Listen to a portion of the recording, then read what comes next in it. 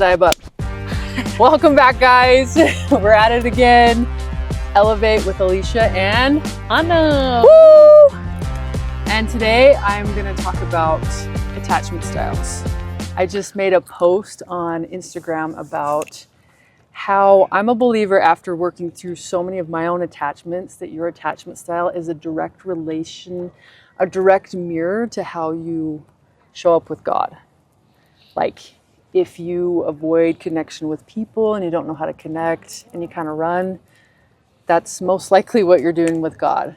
If you're super anxious and you're attaching to other people, that shows that, like, because I've done that even more so as well, but it just shows you're trying to make them your source and you're looking for something that you're actually supposed to fulfill within you, in my opinion, through your relationship with God. Because when you have that, you're going to embody it and you're going to feel it, and it's through your heart space. So that's what I've learned for me. And I know attachment styles are such a big thing, because again, on one of my episodes, I talked about Polly, and on the first date, or the first weekend meeting her, she gave me a book called Attached. And that's the same book everybody is like reading now. Like Natalie and a couple of my other friends are like, have you read this book? It's so good. I was like, oh, trust me. I was given that book 2.5 years ago by the woman that taught me what attachment styles were, just by her profile saying secure attachment styles only.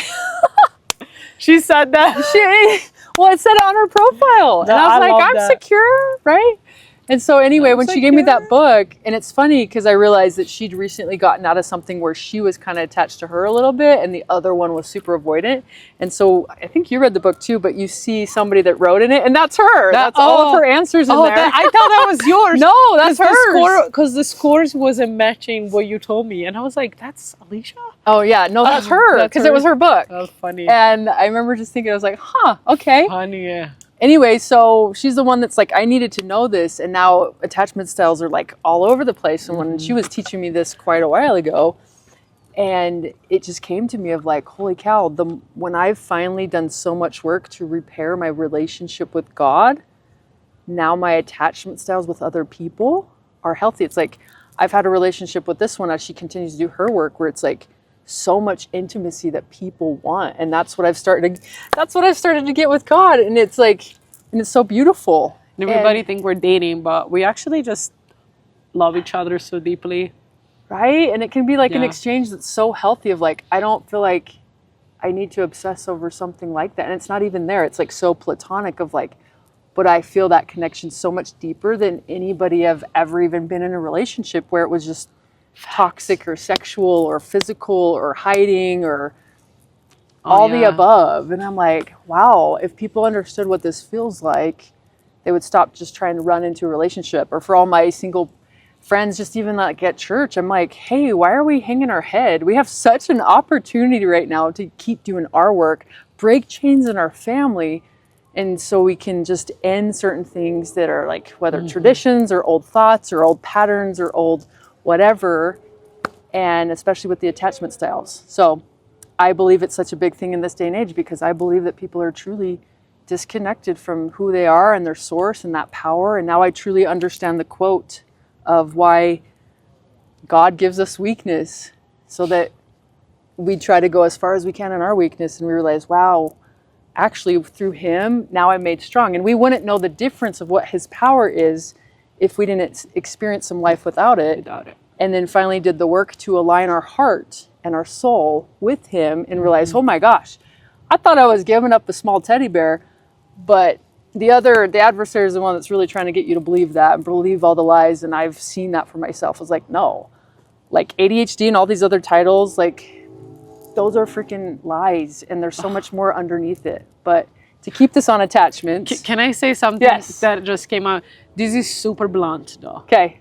So we love Anna for her bluntness. What does she say about like doing things with God and without God is literally such a deep truth that people sometimes like I feel like until like you experiment both, cannot truly understand that.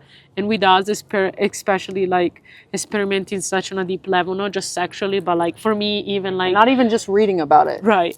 And for me, even just like doing sex, alcohol, weed, and a lot of sex, right? It's just like, wow, like once I stopped doing it, even before getting baptized, like even masturbation, it was hard before stopping before getting baptized.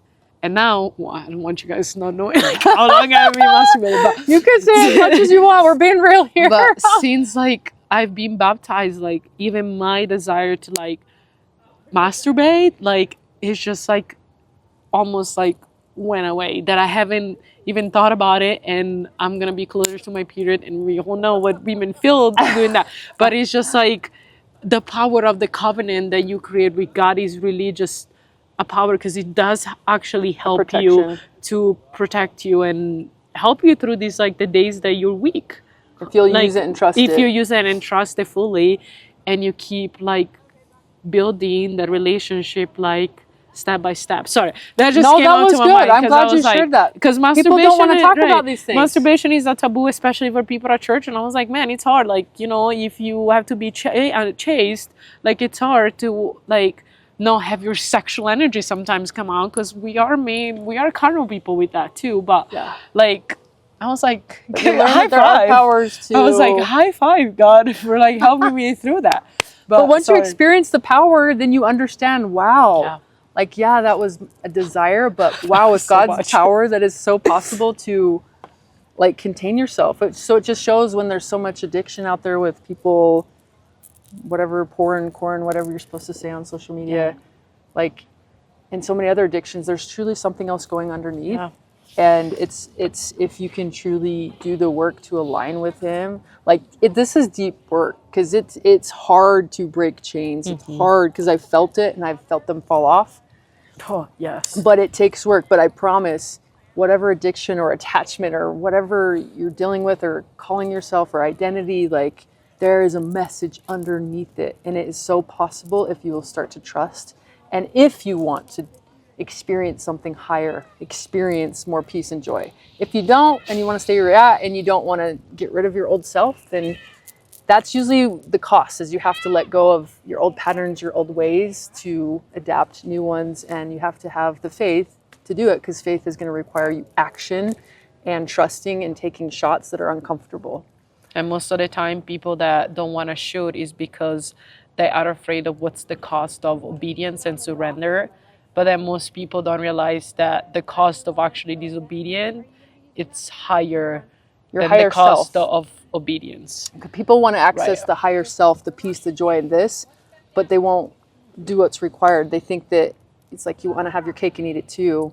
But you start to realize when you get there, it's such a different reality and world that you just, when you're in it, you just can't understand. Yeah. You're like, how could I give up this or that? Or no, that's so, no. Like, I say that it's real. I say that to my best friend, right? And sometimes when I do this analogy, like you said, about like wanting to grow in this way, like I don't think sometimes people get it, but she understands gym stuff. And I was like, well, It's like the gym. right. And I told her, I was like, remember when you were making fun of fat people for that? And I was like, you're being a fat person right now with your spiritual side. Spiritual, Sorry. yes. That's why I You call know, it Soul Fit. and you know- One of my things I'm doing is 75 Right. Soul Fit, because people at the gym want to work out all the time physically, but nobody's working on the spiritual. Right.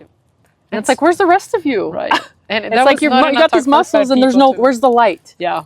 No, that is so true. And I told her that was not an attack on fat people. It was just to make an example. It's an analogy of like Yeah. working out, and being spiritually fit requires to work out, and work it's out. you have to build those muscles to Yeah. have those muscles. And give up things that they are chaining you to those, like, you know. It's like if you want a physical body to food, look good, Right. you're going to have to eat a better way. You can't just have donuts every Right. single hour or day or whatever. You have Or to meals, make changes. yeah. And that's the same spiritually. If you want to truly awaken, and I should make this a whole episode, because I've learned that now I've seen hippies, I've been around witches, I've been around all these worlds, but true awakening, I've understood, is so much different, because you need the elevation and the grounding, and you can't have one or the other. Check it out. You keep talking. So Sorry. she's going to check this out and making sure it doesn't die on us. It's working. We're still going, and we'll leave this in because we're just trying to keep this as real as possible so you can see behind the scenes. But yeah, like I'm saying, I want to do a whole thing on that just because I love you.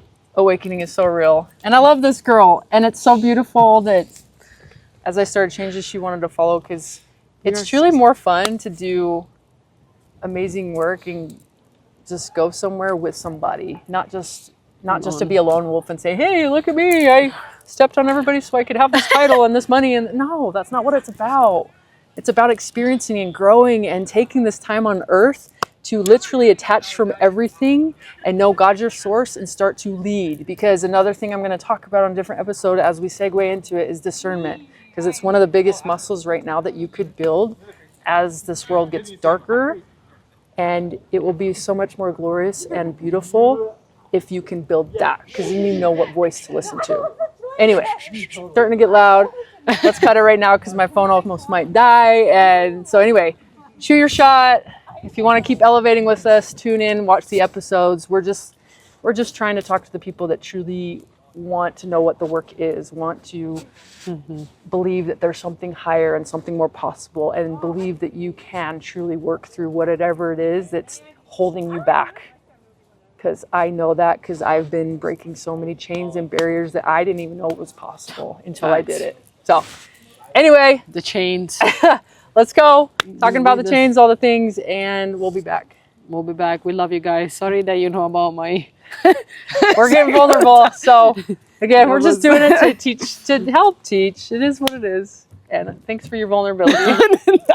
Because I get questions from clients about that all the time. So but maybe it's a real topic. Make one about pornography one time. We'll talk about it. If you guys like it, tell us. We'll talk about it. It might be a no, but Yeah, okay. Boom. Love you guys.